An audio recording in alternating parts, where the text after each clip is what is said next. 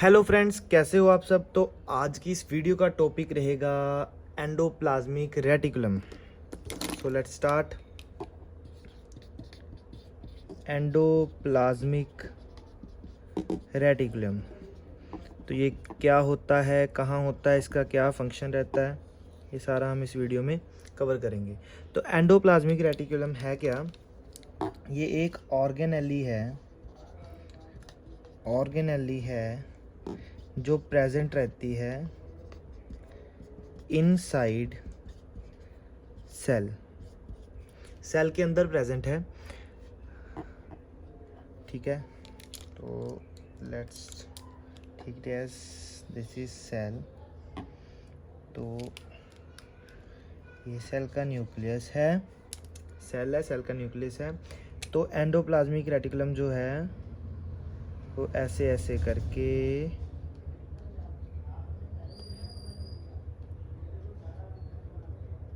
यहाँ पर प्रेजेंट है। सेल में एंडोप्लाज्मिक रेटिकुलम प्रेजेंट है। तो ये जो पार्ट है इसे हम कह देते हैं एंडोप्लाज्मिक रेटिकुलम। एंडोप्लाज्मिक रेटिकुलम जो होता है ये आगे दो तरह का होता है,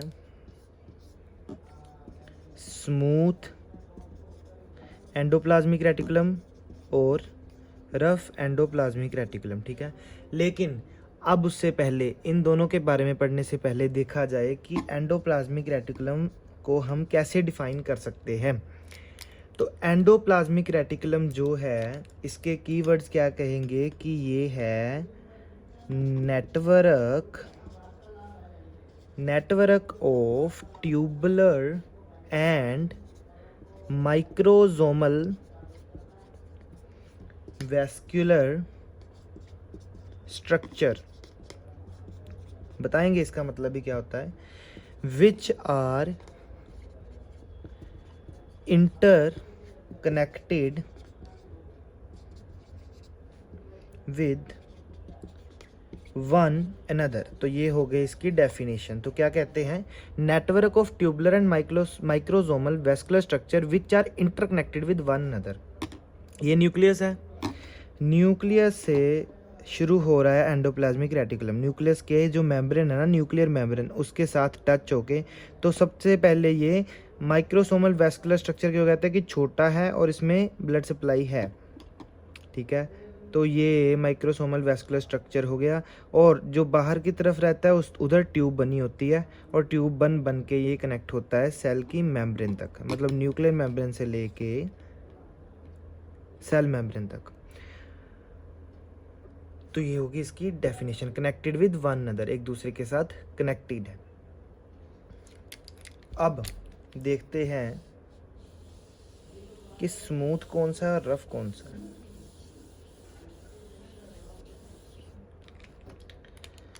तो उससे पहले ये देखा जाए कि ये कंपोज किस चीज़ का बना हुआ है। एंडोप्लाज्मिक रेटिकुलम कंपोज किस चीज़ का हुआ है?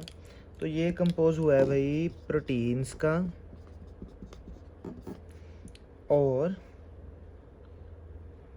प्रोटीन्स के साथ इसमें लगे हुए होते हैं लिपिड्स। जैसा सेल मेम्ब्रेन था, ऊपर लिपिड होगा, नीचे लिपिड होगा और साथ में प्रोटीन्स होंगे। ऊपर भी होंगे प्रोटीन्स, बीच में भी होंगे प्रोटीन्स। ठीक है, ऐसा। तो ऐसे ऐसे इसके लिपिड्स होंगे साइड में। तो ऐसी इसकी लेयर रहती है। ठीक है, और अब उसके बाद आ जाओ कि एंडोप्लाज्मिक रेटिकुलम जो है आगे टू टाइप्स का होता है। एक होता है रफ एंडोप्लाज्मिक रेटिकुलम, एक होता है स्मूथ एंडोप्लाज्मिक रेटिकुलम। तो रफ एंडोप्लाज्मिक रेटिकुलम को रफ क्यों कहते हैं और स्मूथ को स्मूथ क्यों कहते हैं? बड़ा आसान सा जवाब है कि जो रफ एंडोप्लाज्मिक रेटिकुलम है ना,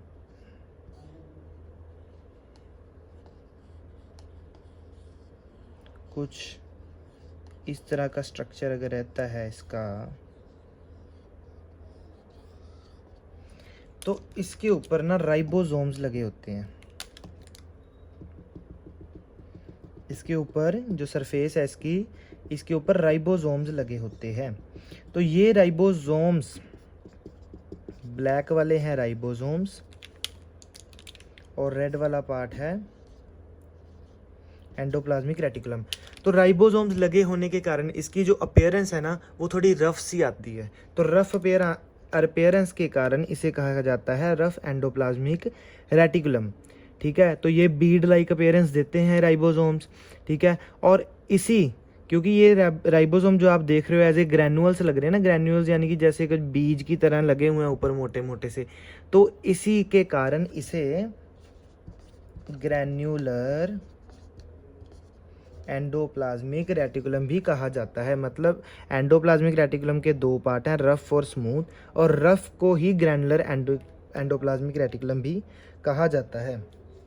ठीक है, और आ जाओ अब रफ एंडोप्लाज्मिक रेटिकुलम ऐसा हो गया। ठीक है, अब देखते हैं रफ एंडोप्लाज्मिक रेटिकुलम के फंक्शंस क्या क्या होते हैं।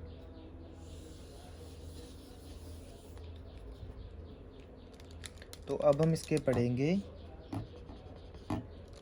ये ना हरा वाला चलता नहीं है, डोंट नो व्हाई। तो इसके फंक्शंस क्या हैं, क्या काम है इसका।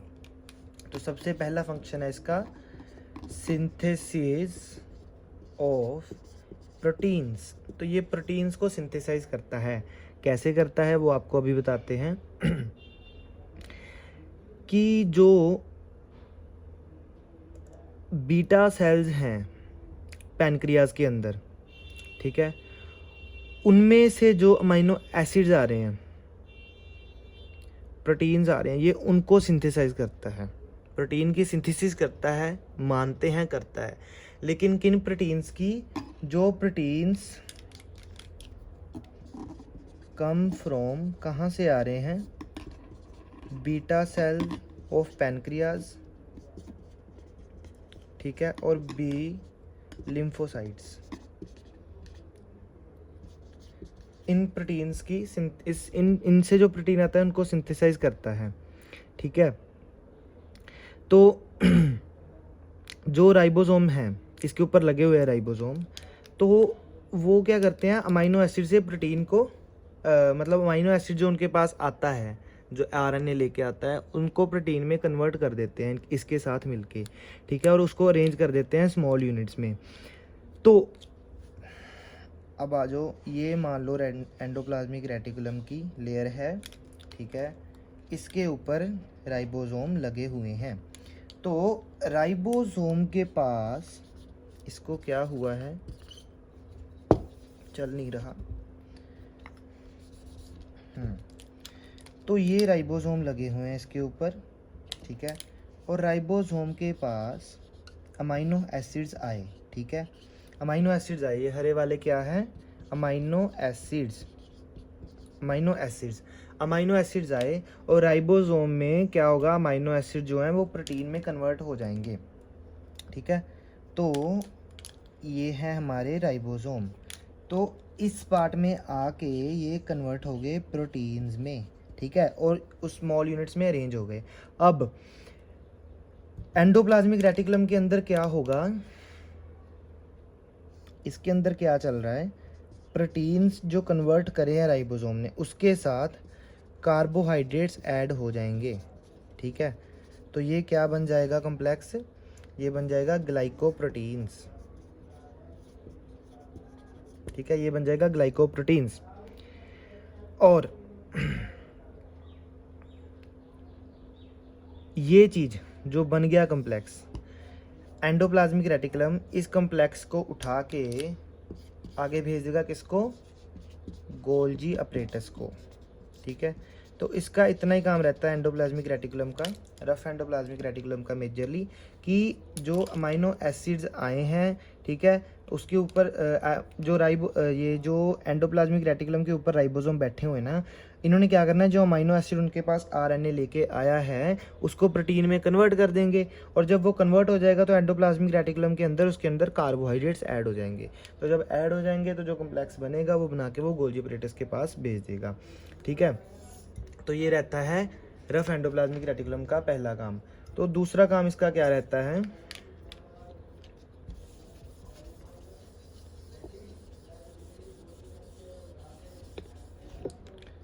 सेकंड वर्क इसका रहता है degradation of worn out organelles.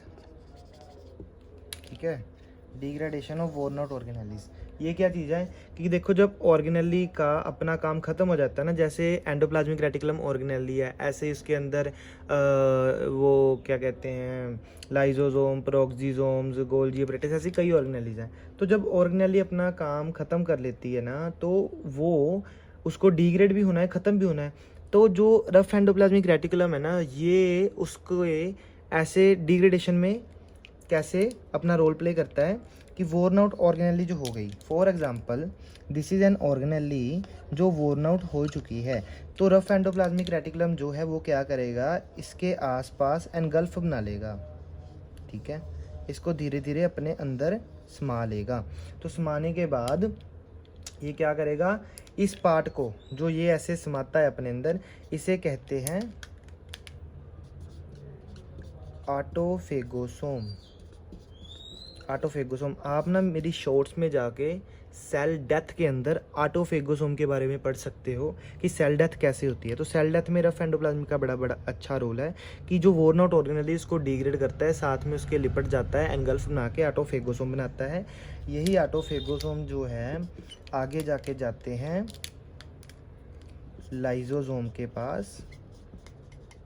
ठीक है, लाइजोसोम के पास, और उसके बाद एंजाइम रिलीज होता है और ये ऑर्गेनेली जो है ये ख़त्म हो जाती है सारी। ठीक है, तो ऐसा है degradation of worn out organelles. तो ये था रफ एंडोप्लाज्मिक रेटिकुलम का रोल। अब उसके बाद आ जाओ स्मूथ एंडोप्लाज्मिक रेटिकुलम के बारे में। स्मूथ एंडोप्लाज्मिक रेटिकुलम में क्या रहता है कि जैसे रफ को रफ कहा गया था क्योंकि उसके ऊपर राइबोसोम लगे थे, अब स्मूथ को स्मूथ क्यों कहा जाता है, क्योंकि इसके ऊपर राइबोसोम्स नहीं लगे हैं। So no ribosome on this. ठीक है, कोई राइबोसोम नहीं है, इसलिए स्मूथिंग इसकी अपीयरेंस है। तो उसको कहा गया था ग्रैनुलर, क्योंकि ग्रैनुअल थे उसके ऊपर। अब इसके ऊपर नहीं है तो इसे ए ग्रैनुलर एंडोप्लाज्मिक रेटिकुलम कह दिया गया। ठीक है, तो अब लेकिन देखने में डिफरेंस क्या रहेगा कि जहाँ रफ एंडोप्लाज्मिक रेटिकुलम की जो लेयर थी वो इस प्रकार की दिखती थी। ठीक है, इस प्रकार की दिखती थी, तो स्मूथ की वहाँ पर किस प्रकार की दिख रही है, इट्स लाइक द ट्यूब्स। ठीक है, तो ये ट्यूब की तरह दिखती है ऐसी, लेकिन यही आगे जाके किसके साथ कनेक्ट होती है, रफ एंडोप्लाज्मिक रेटिकुलम के साथ, जो हमारी ऐसी दिखती है इमेज में। तो ठीक है, तो ये ट्यूबुलर स्ट्रक्चर है, समझ गए। तो ये वाला रफ हो गया, ये वाला स्मूथ हो गया। अब इसमें एक बात और कि जो स्मूथ है वही बाहर जाके ऐसे ट्यूबुलर स्ट्रक्चर बना के किसके साथ कनेक्ट होगी, सेल मेम्ब्रेन के साथ। वही बाहर जाके सेल की मेम्ब्रेन के साथ कनेक्टेड होगी।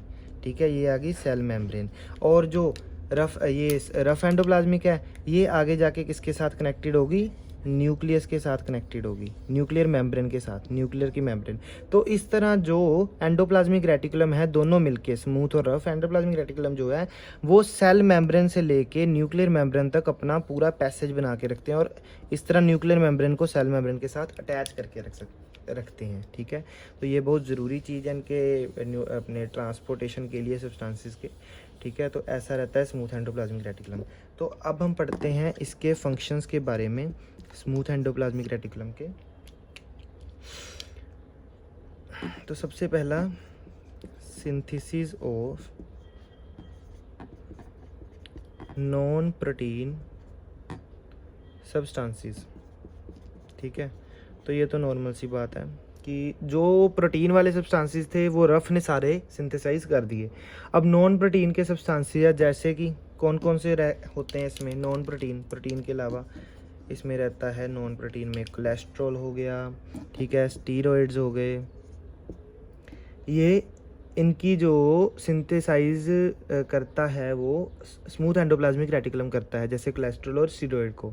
ठीक है, तो जैसे मान लो कि आप कह लो कि एक एंडोप्लाज्मिक रेटिकुलम का आधा पार्ट ये निभा रहे हैं, आधा फंक्शन ये कर रहे हैं और आधा फंक्शन ये कर रहे हैं, ठीक है। तो दूसरी बात ये रहती है कि रफ एंडोप्लाज्मिक रेटिकुलम और smooth endoplasmic reticulum they are interchangeable. Interchangeable का मतलब क्या है कि rough endoplasmic reticulum with time smooth भी बन सकती है और स्मूथ विद टाइम रफ भी बन सकती है, डिपेंडिंग अपॉन द वर्क, कि वहाँ पर प्रोटीन ज़्यादा हैं तो स्मूथ रफ में चेंज होके प्रोटीन को सिंथेसाइज करेगा। अगर वहाँ पर नॉन प्रोटीन ज़्यादा हैं, कोलेस्ट्रॉल, लिपिड्स, स्टेरॉइड्स ज़्यादा हैं, तो वो स्मूथ बन के उनको सिंथेसाइज करेगा, सेल पर लोड जो है उसको मैनेज करेगा, ठीक है। तो हो गया synthesize of non protein substances.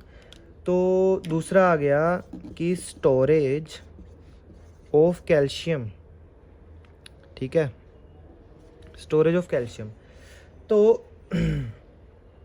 जितना कैल्शियम है इसके पास स्टोर है सेल के अंदर, कैल्शियम स्मूथ एंडोप्लाज्मिक रेटिकुलम के अंदर स्टोर है हमारी मस्कुलर कंट्रैक्शन में, ठीक है। जो मसल के फाइबर्स होते हैं ना, जिसे हम सार्कोमेयर कहते हैं, तो वो जब कंट्रैक्शन देता है तो उसको कैल्शियम की बहुत ज़रूरत होती है एक मसल कंट्रैक्शन के लिए, ठीक है। तो जो मसल के अंदर सेल सिचुएटेड है स्केलेटल मसल के अंदर, तो उसके अंदर जो स्मूथ एंडोप्लाज्मिक रेटिकुलम है तो वो कैल्शियम सक्रीट करता है यहाँ पर, इसीलिए जो मसल है वो कंट्रैक्ट होते हैं, ठीक है। इसका बड़ा अच्छा रोल है मसल कंट्रैक्शन में स्मूथ एंडोप्लाज्मिक, क्योंकि उसके पास कैल्शियम पड़ा हुआ है। तो और इसका रोल आ गया कैटाबलिज्म एंड डिटॉक्स। तो बॉडी के अंदर कैंसर प्रोड्यूसिंग सब्सटेंसेस जो हैं, ठीक है, वो कहाँ, लीवर में जो सेल्स हैं उसके अंदर जो स्मूथ एंडोप्लाज्मिक रेटिकुलम है वो कैंसर वाले सेल्स को ख़त्म करता है, कैटाबलाइज करता है कैंसर वाले सेल्स को, ठीक है। तो कैटाबलिज्म कैसे करता है, इन लीवर, ठीक है, डिस्ट्रॉय करता है कैंसर सेल्स को, ठीक है। तो ये रहता है स्मूथ एंडोप्लाज्मिक रेटिकुलम का फंक्शन। तो इतना ही है दोनों का, ठीक है। तो आ जाओ इसका क्विक रिव्यू लेते हैं।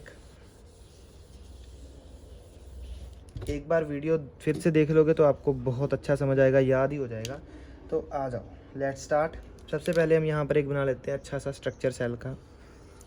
ये हो गया सेल, ये हो गया न्यूक्लियस, और यहाँ से शुरू हो रहा है एंडोप्लाज्मिक रेटिकुलम, ठीक है। ये बड़ा बना रहा हूँ लेकिन ये छोटे छोटे होते हैं आपको दिखाने के लिए। और ये इसके बाद यही वाला बन जाता है, ये अच्छा नहीं बन रहा, हम इसके साथ बना देते हैं।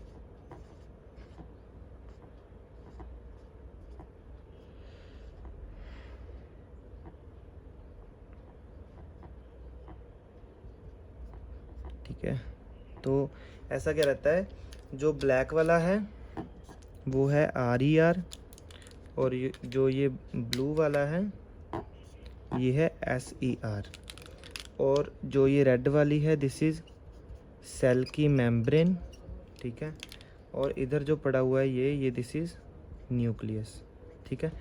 So let's start. Endoplasmic reticulum, just a quick review, ये दो तरह का होता है। ER is divided into 2, so one is SER smooth endoplasmic reticulum and second is RER that is rough endoplasmic reticulum, वो आपको यहाँ पर दिखने को मिल रहा है। तो एंडोप्लाज्मिक रेटिकुलम जो है न्यूक्लियर मेम्ब्रेन से लेके सेल मेम्ब्रेन तक स्प्रेड हुआ पड़ा है, ठीक है। तो RER जो है रफ है, रफ क्यों है, क्योंकि RER के ऊपर क्या लगे होते हैं, राइबोसोम्स, ठीक है, इसलिए ये रफ है। और ये राइबोसोम्स लगे होने के कारण ही इसको नाम दिया गया है ग्रैनुलर एंडोप्लाज्मिक रेटिकुलम। ये ग्रैनुलर है, इसके ऑपोजिट इस पर नहीं होते तो इसको ए ग्रैनुलर कहा गया, ए ग्रैनुलर एंडोप्लाज्मिक रेटिकुलम, ठीक है। और जो अब आ जाओ इसके फंक्शंस पर, फंक्शंस, ठीक है। तो फंक्शंस को हम डिवाइड कर लेते हैं दो में फटाफट। एक पढ़ेंगे हम RER के, एक पढ़ेंगे SER के। तो RER का क्या फंक्शन है, पहला था कि सिंथेसाइज करता है प्रोटीन्स को, ठीक है। दूसरा क्या है, डिग्रेड करता है वोर्न आउट ऑर्गेनेलिस को, ठीक है। और SER क्या करता है, पहला तो सिंथेसाइज करता है नॉन प्रोटीन को सब्सटेंसेस, ठीक है। राइटिंग आ ही रही है समझ आपको, ठीक है, बोल तो रहा हूँ साथ साथ में। दूसरा कि ये कैल्शियम का स्टोरेज है, ठीक है। तीसरा कैटाबॉलिज्म एंड डिटॉक्स में ये हेल्प कर रहा है, ठीक है। ये हो गया इसके फंक्शन का, ये हो गया इसके फंक्शन का। अब आ जाओ थोड़ा सा इसका क्या कहते हैं मैकेनिज्म RER का जो आपको पढ़ाया गया था, ठीक है। तो ग्रीन का देखते चलता है कि नहीं, नहीं चल रहा भाई ये, sorry for your time waste. तो आज अब आ जाओ मैकेनिज्म सिंथेसाइज जो RER का मेजरली आपको पढ़ाया है कैसे करता है, कि ये है एंडोप्लाज्मिक रेटिकुलम, ये उसके ऊपर लगे हुए हैं राइबोसोम्स, ठीक है, और यहाँ पर आ रहा है, क्या आ रहा है यहाँ पर, अमाइनो एसिड्स। तो ये हैं राइबोसोम्स, ठीक है। तो ये क्या कर रहे हैं यहाँ पर, अमाइनो एसिड्स आर, यहाँ पर लिख देता हूँ, amino acids are converted into proteins, ठीक है, इसमें। और प्रोटीन्स के बाद जब वो इसमें एंटर करेंगे, इसके अंदर प्रोटीन्स जब इसके अंदर एंटर करें तो क्या हुआ, प्रोटीन्स के साथ प्लस लग गए कार्ब्स, ठीक है। तो जब प्रोटीन्स और कार्ब्स कार्बोहाइड्रेट्स इकट्ठे हो गए तो क्या बन गया ग्लाइको प्रोटीन। तो ग्लाइको प्रोटीन को आगे भेज दिया गया गोल्जी अपरेटस के पास, ठीक है। तो that's the our endoplasmic reticulum. So hope so आपको अच्छा लगा, समझ आ गया। Have a nice day.